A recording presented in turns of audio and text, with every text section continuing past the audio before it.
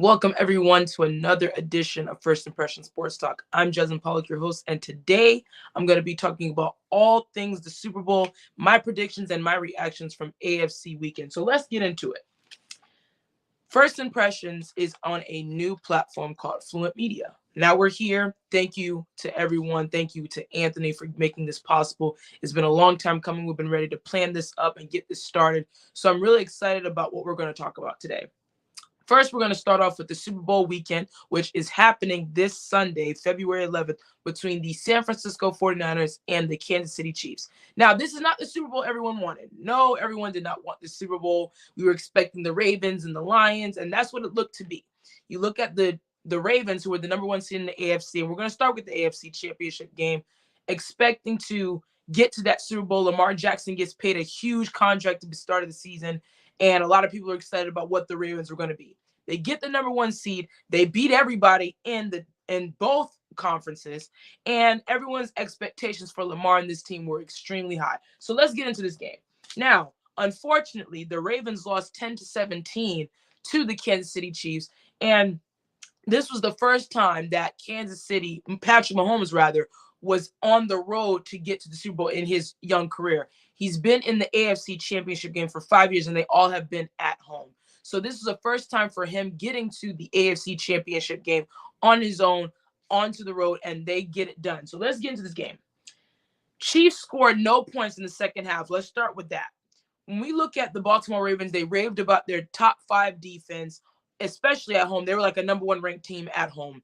And even though the Kansas City Chiefs started off really good in the first half of that game, the Ravens defense really settled in and really honed in and made sure to get pressure on Mahomes and keep them out of the end zone, keep them from scoring points, period, in that second half. But the biggest storyline of that game was Lamar Jackson and the offense not being able to capitalize off of key positions, key third down stops by their defense to get them in this game. And this game was very much so winnable for the Ravens. It wasn't like the Chiefs dominated this game. When we look at this, Mahomes was 30 of 39, 241 yards, 1 touchdown. Now, that's not a Mahomes type of game, but he still got the job done. He put the ball in place where it needed to be. But when we look at Lamar, he was 20 of 37, not as efficient, 272 yards. He had more yards passing than Mahomes. He had 1 touchdown, 1 interception, and 1 fumble for loss. So he had 2 turnovers essentially, which you can't have against a Mahomes team like this, a Chiefs team who's been there and done that. So for Lamar, getting those 2 turnovers was not the best. Now, the big game was Travis Kelce. 11 receptions, 116 yards, 1 touchdown. We all know Travis Kelce is going to ball out. He is one of the best tight ends in history, if not arguably one of the GOAT tight ends of this game. And him and Mahomes just have a connection. They did break Tom Brady and Gronkowski's record as well. But when we look at this Ravens team was built to win a championship this year. This was their year to do it. And unfortunately, it didn't happen. And we all know why it didn't happen. Lamar Jackson now is 2 of 4 in the postseason, which ranks fifth worst in postseason history among quarterbacks. And that's a big deal because we had expectations, again, like I said, of him getting to this championship, winning a championship in Baltimore after he signed the huge contract in the offseason. They get OBJ, Odell Beckham Jr. They draft Zay Flowers, which I'll get into in a minute about what he did in this game as well. So unfortunately, this game was a underwhelming performance for the Ravens offense, who's been high-flying all season long. And they did not get the run game going. They stopped running the ball for a long period of time, and I wasn't understanding that because you got here with running the ball. You got here with being explosive on the ground, and yet you didn't run the ball. You wanted to be pocket passers. You wanted to sit back in the pocket and just do shotgun the whole day.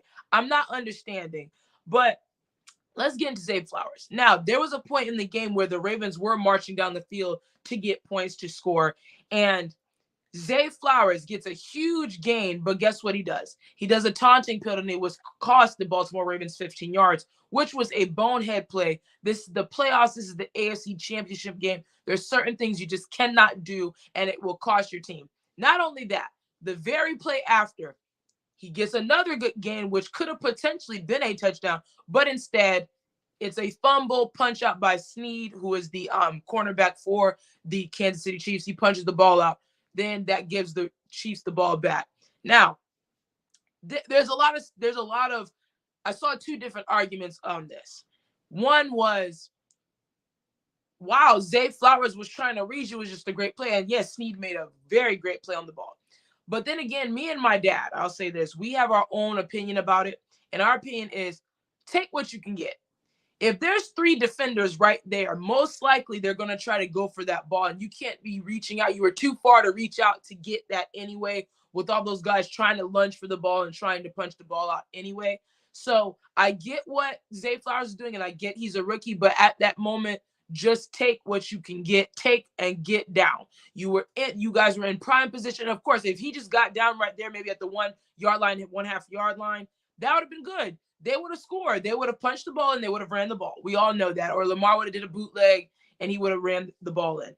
But plays like that jeopardize your whole game. It jeopardizes your whole team because you're trying to be the unsung hero. You're trying to be that guy, and you didn't need to. All you simply had to do was go in there, get the yards you could have received, especially on the penalty that you received. Go in there, do your job. That's all you had to do is do your job. And that's when we look at the Kansas City Chiefs. This is why they've been here for so long. This is why Patrick Mahomes is playing in his 4th Super Bowl in his 6-year tenure as a starter in this league. And when we look at it, it is so important to recognize that this Chiefs team is battle tested. They've been here before. They've done that. They have constantly beaten the odds, even when no one's expected. This year was supposed to be a down year for the Chiefs, whether people would know it or not. We were expecting there's no number 1 receiver outside of Travis Kelce. The offense wasn't cooking, and here we are. They are in the Super Bowl. And with that, I personally can't bet against Mahomes again. I really was rooting for the Ravens to get there because I thought Lamar was going to get over that hump of the playoff slump. I really thought that this team was going to just high fly the way they did, especially after destroying the Lions, the San Francisco 49ers on the road a couple weeks ago. Then you beat the Miami Dolphins, who had a high flying offense. You made them look abysmal. Then in the playoffs, you get a hot CJ Stroud Houston team in the divisional round, and you guys put them to rest. So I was thinking that this Ravens team was going to get over the hump, and unfortunately not. They lay an egg again in the playoffs, and we'll see what they're going to do next season in order to get back to this point, because we know it's how hard it is to get back to this point. Now let's head into the NFC Championship game, and that is between the Detroit Lions and the San Francisco 49ers. Now, everyone knows I'm a Packers fan. You see the Packers, calendar behind me. So, of course, I'm not thrilled about this game because the Lions, I don't like the Lions. They're divisional rivals. And then, of course, the 49ers, who've had our number for the past few years in the postseason. But one thing I want to shout out to my Green Bay Packers for is getting to the divisional round when no one, even me, expected us to get to the divisional round. I mean, Jordan Love and this offense and this team and Matt LaFleur being able to rally this team together and get us to that point. And not only get us to that point, but battle with the number 1 seeded 49ers team with all of their guns, with the exception of Deebo Samuels, because we know how big he is in big games. But I'm so proud of my Green Bay Packers, so shout out to you. But let's get into the NFC Championship game. The Lions dominated the first half of that game. Dominated. And everyone, including the Lions, are booking their tickets. They're trying to get tickets to the Super Bowl. We're going to the Super Bowl. The 49ers were looking lost. There was no answers. But here we go. Brock Purdy in the second half. They've been magic all postseason in the second half. They've led comeback after comeback against my Green Bay Packers and then now against the Detroit Lions. They had the biggest comeback, 17 points, by the way, unanswered in a comeback in NFL history. That was the largest comeback in NFL history. Can you believe that? Can you believe that in a championship game of that magnitude? The Detroit Lions, I don't want to take anything away from them outside of me being a Packers fan. This was a phenomenal season for their organization. 32-year drought of winning a playoff game. They broke that drought against the Tampa Bay Buccaneers, which I'm at locally. And you could see the Detroit Lions fans just really amped, and they've been on the downside of the league for so long. And for them to get to that point, get to the NFC Championship after everyone wrote them off, no one expected Dan Campbell to get this team to where they are, and how they drafted. They drafted very well. They got great pieces in free agency and different things like that in trades. So the Detroit Lions put all their eggs in one basket this year. And Jared Goff has improved. He's played very well, all these different things like that. But in that second half, you had a huge letdown. And you're doing too much. You didn't score at all in the second half. The same thing the Chiefs didn't do, but they end up winning because the Ravens didn't do what they were supposed to do. But this game was more so to me of showing how Brock Purdy weathered the storm again. There's so many questions about Brock Purdy for the past 2 years. This is his second season as an NFL starter. He was the last pick in the draft last year. And we're all wondering how he would bounce back after getting injured last year in the NFC Championship game against the Philadelphia Eagles. And now he's healthy. The whole team is healthy. They end up getting to the Super Bowl. So when we look at it, let's look at some stats in that game. The 49ers erased a 17-point deficit. Lions scored 24 points in the first half. 31. He had 267 yards, and he had 1 touchdown and 1 interception. Jared Goff was 25 of 41, 273 yards, 267 yards, 121 touchdown.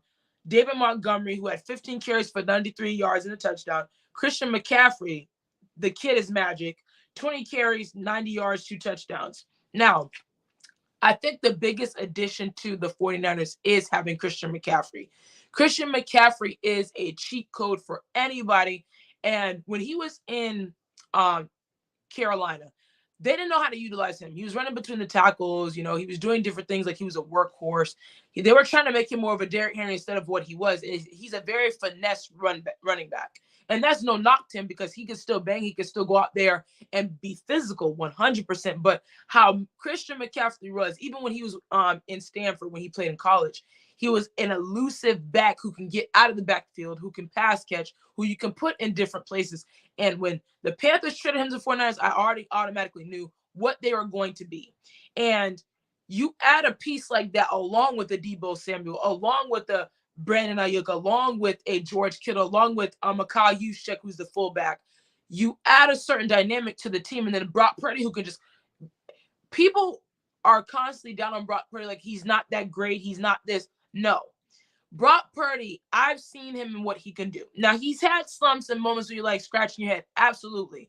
But when we look at it, Brock Purdy is not put the ball where it needs to be. You do not have to do too much. Put the ball where it needs to be. If you see the read, go get it. And that's what he's done. That's what he's continued to do.